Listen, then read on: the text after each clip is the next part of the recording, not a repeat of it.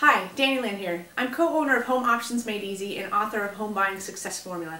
I wanted to continue our video series and talk to you today about the differences between a traditional home transaction and buying a home using owner financing strategies. So again, we're going to go back to our little whiteboard here, and we're going to talk about buying a home using traditional financing. The first thing that you're going to do is get some type of pre-qualification letter or pre-approval from a lender. That could be a bank or a mortgage broker.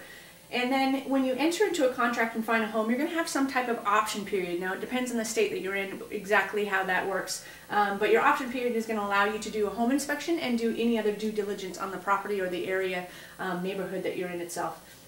And then you have your title insurance and title commitment that you're going to want to review, a survey, HOA, and appraisal. Now, some of you may know how to review all of these things, home inspections, you know how to do your due diligence, you know how to read title commitments, surveys, HOAs, appraisals, but I would say 90% of buyers don't know how to do this. And all of this by itself, not exactly something that you should probably go into without having an expert on your side guiding you, showing you how to read these things, showing you what you should be looking out for, what's not right, what's good, what's bad, and how to protect yourself. Now, let's go ahead and go into the owner finance transaction, because not only do you still have all of this, but you have all of this extra stuff too. And this is why I wanted to make this video. I would never advise anybody to buy a home without having an expert at their side to explain everything and to show them what everything means. I would never, ever go into an owner finance home transaction without having an expert by my side. If I wouldn't do this, I certainly wouldn't do this. So let's go ahead and go into what is a part of an owner finance transaction that's not a part of a traditional home transaction. So first is the type of transaction. Again, I hope you watched the earlier videos. If you did, you know that there are rent-to-owns, there's lease purchase, there's equity holding trust, there's wraparound mortgage, there's mortgage assignments. So you want to understand what type of transaction you're getting into that home, and what does that transaction mean, what are the risks, and what are the benefits to you as a buyer. Next, 25 points of negotiation and or review. I think that this is huge, and I don't know if there's a report out there anymore. I initially had done a free report for everybody, and one of the things I did in there is I wanted people to understand what they didn't know about owner financing. So I went ahead and I listed the first 5 things that came to my head when I thought of what do I get to negotiate in an owner finance transaction. And then I put 20 more blank lines underneath it. And I asked people, go ahead and fill out what you think all the points of negotiation and a review are going to be when you buy a home using owner financing. And of the people that I know that tried it, nobody could fill it out. Even other agents and other investors couldn't fill it out. Of course, if I gave you a few days and you could, research the internet, you'd probably have to spend a whole lot of time researching the internet to get all of those things listed out. But eventually you could.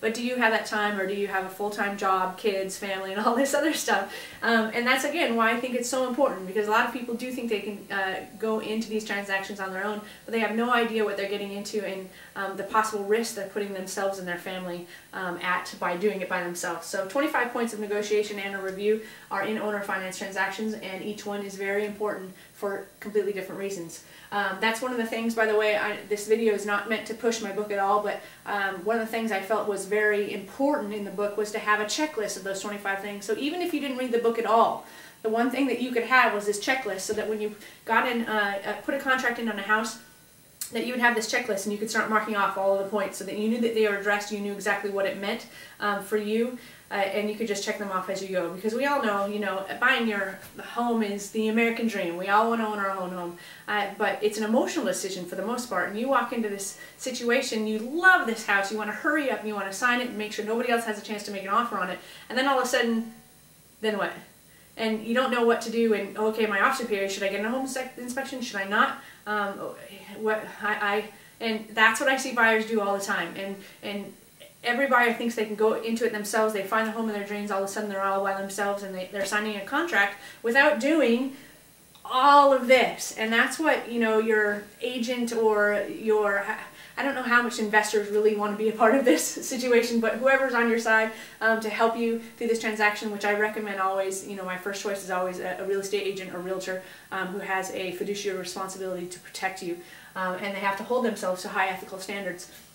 And that's why I personally, am a realtor, because I believe in that. But I'm an investor too, so, and I know lots of investors that, have a lot of education. If they're helping you, you want to know which questions to ask and make sure that you ask them the right questions so that you're educated. So again, it's very emotional. So you need to have this little checklist so that you are addressing all of these points, or have an agent or a realtor that has their own checklist so that they are addressing all these points. And make sure you ask them, 25 points, do you have them all? Some agents just don't know how to do owner finance transactions, and that's why I always say find an expert, find an expert, find an expert. Every realtor is not an expert at owner financing, so make sure that you understand that as well. Homeowners insurance. In an owner finance transaction, homeowners insurance could sometimes make or break you. It can cause a lot of problems if it's not done correctly for both you, the seller, and then the lender is going to get involved, and that's never good. Next, third-party servicing companies. I advise all the time to get third-party servicing companies. This is somebody who's going to be your third party, if you will. If I'm the buyer and you're the seller, then I need to make payments to the bank. Instead of making payments directly to the bank and having you worried about whether I'm making them or not because you're the seller, I'm going to make them to this third party. And this third party is going to then make all the payments to everybody else. So they might be holding an escrow account that holds your taxes and insurance. They'll be making the payments to the bank every month, maybe to the HOA every month. But they're responsible for all that stuff, and they're in communication with both you, the seller, and both me, the buyer, if that was the situation. So that puts the seller at ease because the seller knows that the payments are being made, puts the buyer at ease because I don't necessarily want to give my payments to the seller, right, which in this case is you, because I don't know if you're going to pay it, and I don't want to be foreclosed on if I'm actually paying you and you're not paying the bank. So third-party servicing companies are fantastic. The other things that they can do is they can report to the credit bureaus on behalf of the buyer. So that's huge, and not all of them can do it. It's a point that you'll want to ask when you hire a third-party servicing company to help you. Puts everybody at ease, gives everybody peace of mind. I highly recommend them. How to find these homes. This is very interesting because so many buyers think that you can find these homes all by yourself. Let me tell you, I do this all the time, full time. I'm an expert at it. And I know what I'm doing, and I don't even know all the homes. Why? Because there's different investors that aren't a part of big organizations, and they're out marketing their home on their own. So I've got assistants and people that work for me that go out and find all these homes. And on our website, we create the largest online, inventory of owner finance homes. So we go to the MLS inventory, which is key. Finding a realtor that has MLS inventory of owner finance homes. If you're working with an investor, you don't have those, and there's a lot. So you need to go and find a realtor that has access to that. There's also newly coming up an investor type of MLS. Only certain people have access to that investor MLS, so you need to find somebody who has access to that. Also, then you've got those individual investors out there, so you need to have somebody who's active enough to be out in the community and finding those homes so that you can go to one person, get the entire gamut of owner finance homes at your fingertips, and then be able to choose and look at them whenever you want. I think that's very important because owner finance homes are very scarce, and you want to be able to, it's not like the candy store MLS, right, where you've got everything to look at. It's a little bit more rare to find an owner finance home, so you want to at least be able to have as many options as possible. So how to find these homes, make sure you hook up with somebody that knows what they're doing and is doing this all the time, has access to the realtor MLS, what I'm going to call the investor MLS, and then can go out and actually do their diligence on other homes. How to protect yourself. This really has to do with everything that we're talking about here, so let's briefly go over some of this. Excuse me. Lending, again, that goes here. If you're lending through an owner finance transaction, the seller is acting as your bank, so you need to know all these 25 points of negotiation and or review in order to protect yourself. Home inspection. So many people don't think they need a home inspection, but let me tell you how many times that I've had buyers tell me a story about them buying a home, they didn't know home inspection, something happened and cost them $10,000, $15,000 down the road. Because they didn't have any idea, because they didn't get a home inspection. Anybody can walk into a house and say, that looks good, looks good, looks good, but what about the roof? How old is it? What about the air conditioning unit? Everything that's inside a house that you can't see, are they on the verge of breaking? Are they 10 years old and they only have a shelf life of 12 years, so you're going to have to replace them in 2 years? This could help you in negotiations, actually, finding out all that information and seeing if there's any way that you can have the seller work with you a little bit, because you might have a large expense coming up in a very short period of time. Doing your due diligence is very important on the neighborhood, the area, and the home. This should be done during your option period when you're doing the home inspection. If you have a realtor that you're working with, which I always recommend, have them do it for you. Make sure that you know the schools. Are they rezoning? Is there any widening of roads, or is there shopping centers being built pretty soon? Things that might affect your decision as to whether you would want to buy that home or not. Very important to do. Most people don't do it. Title insurance and title commitments. This is especially important to review in an owner finance transaction. Back in the 80s, there used to be this very common con of sellers selling a home to a buyer who needed owner financing. They would collect the down payment, and then the buyer would actually pay the mortgage payment directly to the seller. The seller was supposed to be paying the bank. A couple things happened here. Number one, the seller didn't even own the house. They weren't on the deed. The buyer didn't know that they weren't on the deed because they didn't do a title run and get title insurance, and they didn't know how to read a title commitment, even if they did, but somebody else would have caught it had this been run in the first place. So the seller had no right to sell the house in the first place. And beyond that, because this was a con, the seller collected the down payment, collected the mortgage payments, and took off. And now the buyer has spent all that money. They don't even own the home. They have no rights whatsoever. Also, you know, what if the seller is on the deed, but his ex-wife's on the deed too, and he never told you about it? Well, she hasn't given her permission to sell the house. So there's some weird things that can happen here, and that you can find out via title commitment. Now, unless you're doing a kitchen table closing, most of this would get caught for you.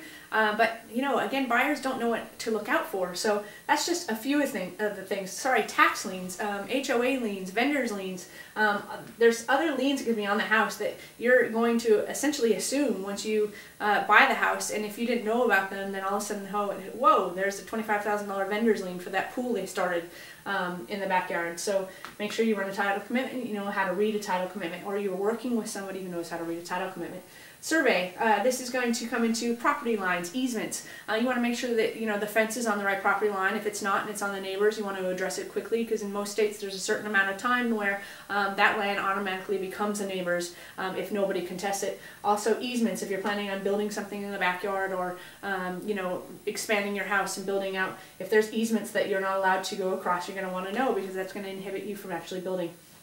HOA, you're going to want to know, again, what the restrictions are of the neighborhood, what permission you need from HOAs in order to build things. And appraisal, of course, you want to make sure that the home appraises. Now, for this, you know, in a traditional transaction, you know, the lender's not going to lend any money if the home doesn't appraise, right? In this transaction, well, you're dealing with the bank as the seller, so the appraisal really doesn't matter. Where the appraisal comes into play in an owner finance transaction is a few years down the road when you go to refinance. Now, what happens if the market is kind of stale and it sits like this for the next 3 to 5 years? Well, you know, it depends on where you bought the house at. Usually owner finance homes are sold for top dollar, which is okay, selling something for top of the market, because they're giving you something nobody else is giving you.